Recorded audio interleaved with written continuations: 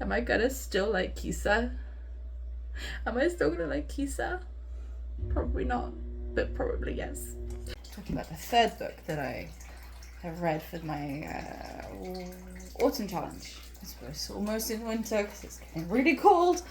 It's like, what, -8 now and so. This one was a physical one. It was a physical book. It was this one.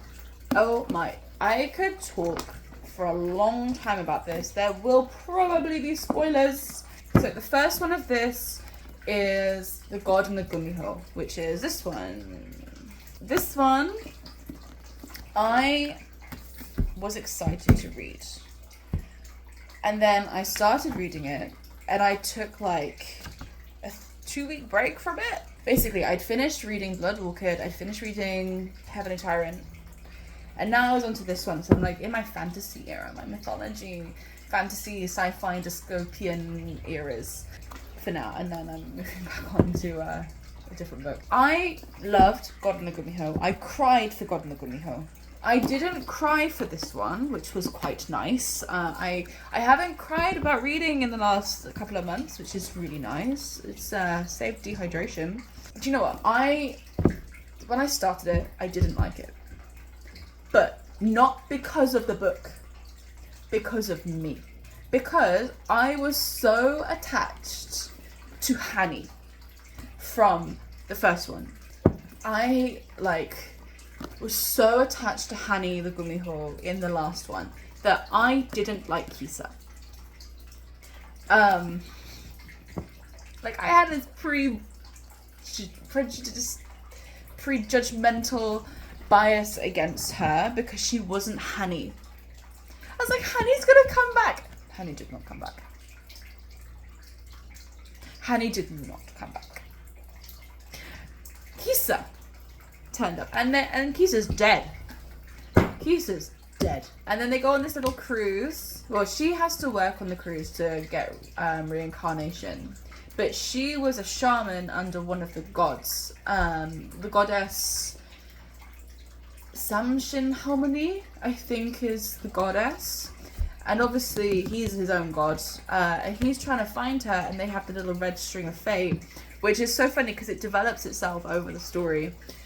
And then over the story, you fall in love with both characters again, and you have he's not the same. Sokka is not the same as the first book. He's like, maybe slightly more moody. He has a different relationship with his brother now. And yeah, it's a very different book, I think. I think it's an incredible book for different reasons. The God and The Gwisin was amazing because it brought this mythology into like a modern version, and it made you this like enemies to lovers, not sunshine, like sarcastic Gwisin and grumpy ass God. And then now you have this intellectual, very smart, opposite to Hani character.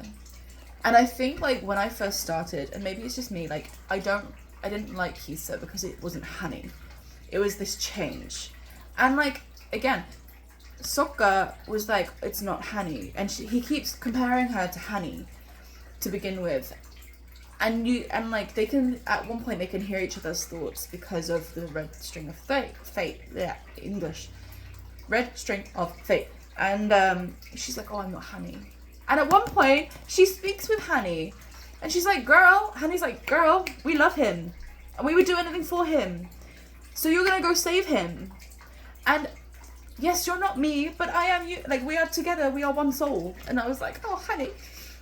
And like, you get to see Somi, I think Somi, who is the other Gumiho from the first book. And like, you also have a K-pop idol in this called Hajun, who unfortunately like had really bad mental health problems and ended up, I think, killing himself. And they worked together to defeat this evil that's now on the cruise ship because the heavenly emperor not Huanan. Is it Huanan or Huanan? Because one's the son, one's the father. Because you got Yomra, who's the CEO of the underworld.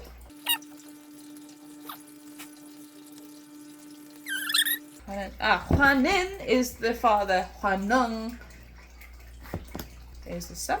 The father gets killed, the Heavenly Emperor gets killed, and he becomes a baby because of the the godly powers. And so you just have Sokka looking after a baby. You have Kisa, who was used to looking after children, heavenly, magical, animal, creature children, when she was alive. And so you have them learning to work together on this case, and you see their feelings start to change. And I think it's such a beautiful way, because like, I was expecting someone closer to Hanny. I was in love with the Hanny character from the last book. So it was a change for me to get used to Kisa, and a change for me to get used to loving Kisa. And I think the same for Sokka, is like, throughout the book, he gets to know and love Kisa, not as Hanny. So I think that's like a really lovely mirroring. And this book did make me laugh. What is it? Is it like chapter 19? Basically, Somi tells Kisa about all the like smutty romance novels that Kisa and Hanny both read. And so Kisa, like, Somi gives Kisa a load of the romance novels. And one of them is like Pirate Highland something. I want to find it. I think it was chapter 19.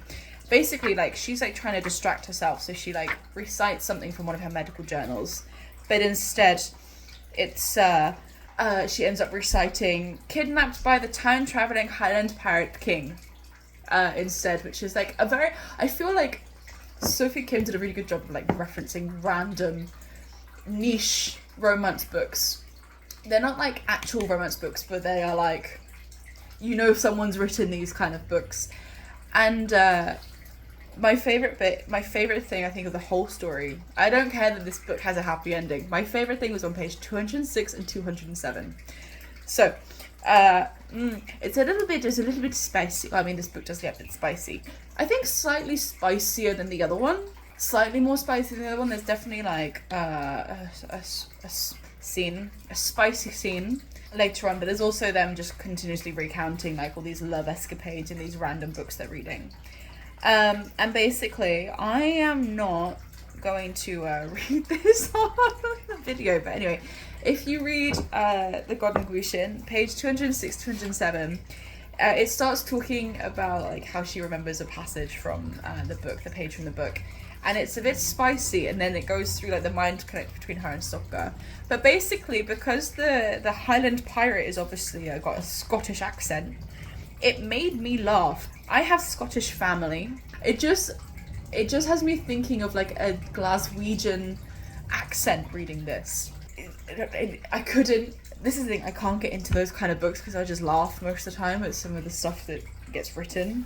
But yeah, also the ending is so cute because this time like Sokka gets really afraid of like losing everyone again, like losing Kisa because she wants to reincarnate. Like if they find the killer, she gets to reincarnate and he would lose her again. So he's worried about that. And then I think the ending, again, this is, I'm even spoiling the whole book, but major spoilers, like at the end, like she doesn't choose to reincarnate. She chooses to be with him, and she gets her one wish granted by Sokka because like he's like interim emperor, because like after the Mad King was locked away, then Margot the mother was put as empress, but then because the two, Sokka and his brother Huanin, were fighting, she went into an eternal sleep. So because Huanin was the older one, he became interim emperor, and then when he was killed, his son Huanin became interim or whatever emperor. And then because Huanin was on the run, because he was framed as the killer, Sokka became like interim emperor, so he was able to grant Kisa's wish. And then when Huanin comes back, but then like at the end Margot comes back, so you're like, Margot's back. It's brilliant. I love it. Honestly, it tied up so much at the end of everything. Like you get to see the way Sokka is healed, and the twist of who the villain is. Is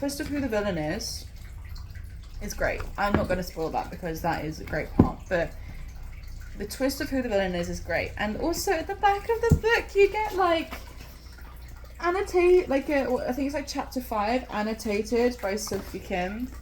So I'm like, it's really cute. I love it. I love this book so much. I'm so happy to have read it, but I've finished it now, so it's like done. And I'm gonna do a winter challenge as well, but I will talk more about that like once we get to the end of autumn, which is like 10 days away or like 12 days away or something. So yeah, it feels good to have read 3 books. It doesn't it doesn't feel like much, but the third one of the challenge is done. I can't remember how many books there actually were. I think from the beginning I wasn't gonna like finish everything, but I was like, at least I can get some of my sequels done.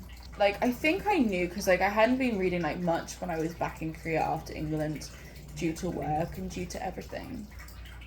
But I think I have enjoyed finishing some of my sequels so that it is more interesting. Like, I think it's been more interesting to finish the sequels and actually get somewhere with the books. It feels like more complete now, but I do have other books that I want to read, so I'm like, you know what, I'll come back to my sequels again at some point.